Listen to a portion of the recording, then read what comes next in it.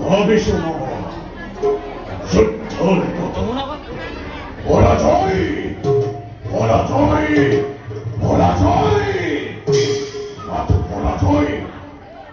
পরাজয় বিনা পার্শ্বয় রহমনিকি মামা পিতামহ বিশ্বকল গুরু জন্মাসেজ্যকল ধর্ম গৌরব প্রায় দেখো হোক ও মামা এই উপায়ে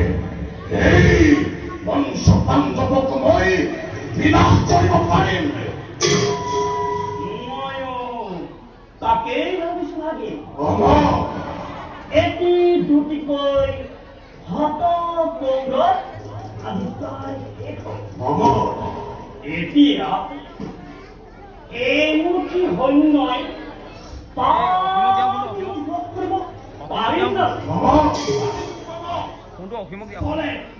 বলে কিংবা কৌশলে হলো এই কুকুৰিয়া বধ কৰিব পাৰিবে আমার মানব স্বরূপে রোগা স্বরূপে দুর্যোধন দুঃখী হলেও ক্ষেত্র স্বরূপে কুরুরা যথার্থ ভীম এই এই বিরক্তম যাব দাঁড়ে ওকো কপিব কেনে গই ভাই বিশ্বাস করো কুলপতির অপল বিশ্বাস কর করো অদ্বৈত বিশ্বাস স্থাপন করা নাই ফাল্গুনি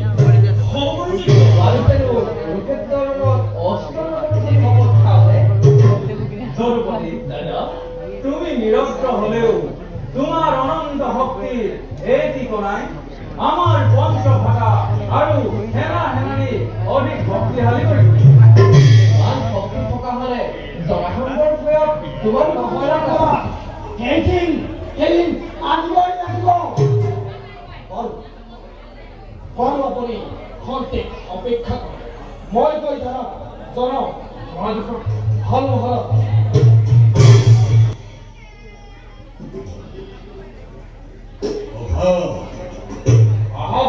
পাণ্ডবর পরাজয়ের বার্তা করে দুঃখী হল তিরস্কার করা নাই তোমায় গণানুকীর্তন করিস সামান্য পুরুষের বলরিয়া হয় প্রাণ ধারণ কৰিবলৈ লাভ পায় অঙ্গৰাজ গৌৰবৰ শ্ৰেষ্ঠ খেলা বীৰ অগ্ৰগণী মহল ভূখণ্ডৰে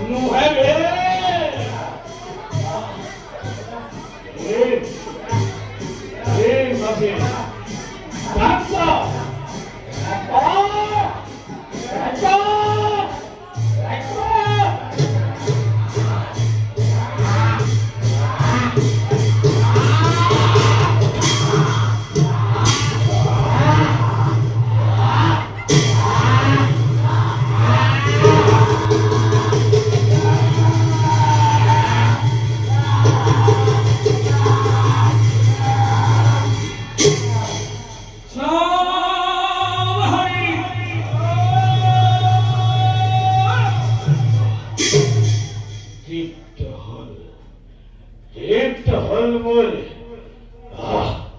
বল কণ্ঠা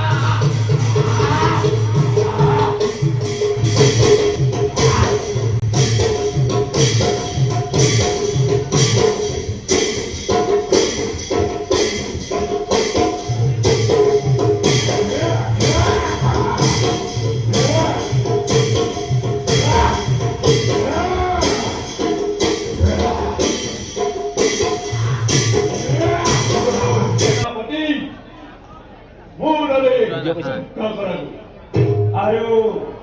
যদি আদেশ নামানো তেতিয়া গুৰুপতি নিৰ্মমাবলী সেৱান কৰি ভাৰত যুদ্ধৰ অৱসান হওক হওক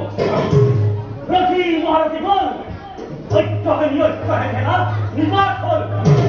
কিন্তু এই সপুৰি কোনেও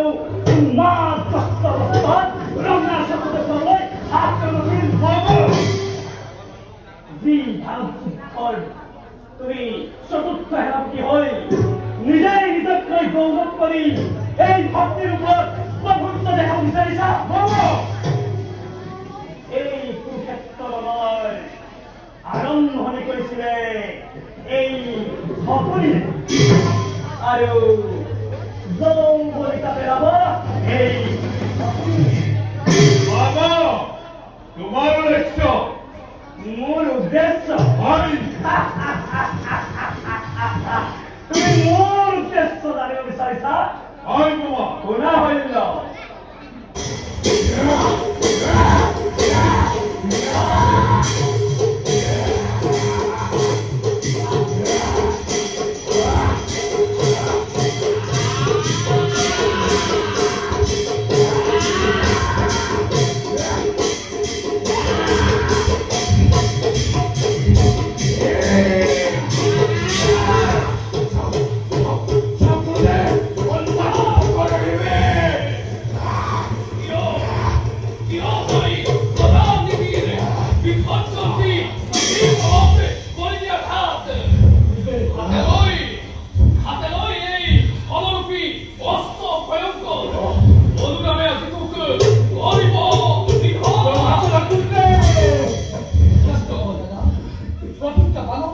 ধৰ্মক্ষেত্ৰ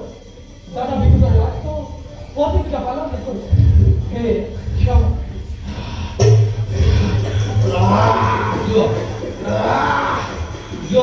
ক্ষেত্ৰীয় ক্ষীৰ সৰ্বোচ্চ বাবা